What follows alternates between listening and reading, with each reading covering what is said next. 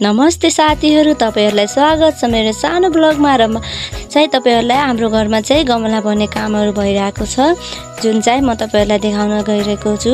र हामीले चाहिँ यसरी माटोहरुलाई चाहिँ मलिलो माटो लिएर अनि कोकोपिटलाई चाहिँ भिजाएर राखेको थियौं। त्यसमा चाहिँ यो चाहिँ पिना हो र पिनालाई पनि यसरी नानीले मल्दै छन् र अनि भिजाएको कोकोपिटलाई चाहिँ यसरी पानीबाट निथारेर चाहिँ मल्ने काम भइरहेको छ र मलेर चाहिँ गमलामा यसरी भर्न सकिन्छ। तपाईहरुले पनि आफ्नो गमलामा चाहिँ माटो भर्नु छ भने चाहिँ यसरी भर्न सक्नुहुन्छ। एकदमै राम्रो माटो हलुको हुन्छ, त्यही भएर चाहिँ भिडियो इन्फर्मेटिभ हुन्छ कि भनेर चाहिँ मैले राखेको हो। र यसैगरी यी चाहिँ हाँगाहरुबाट सर्ने फूलहरु थिए, जुन चाहिँ हामीहरुले चाहिँ यसरी सार्ने काम गरिरहेको छु। यदि यो भिडियो चाहिँ इन्फर्मेटिभ लाग्यो भने चाहिँ च्यानललाई सब्स्क्राइब गरिदिनु होला। Thank you. र तपाईहरु पनि यसरी नै घरमा चाहिँ फूलहरु रोप्ने काम गर्नु होला र गमला भर्दाखेरि चाहिँ विभिन्न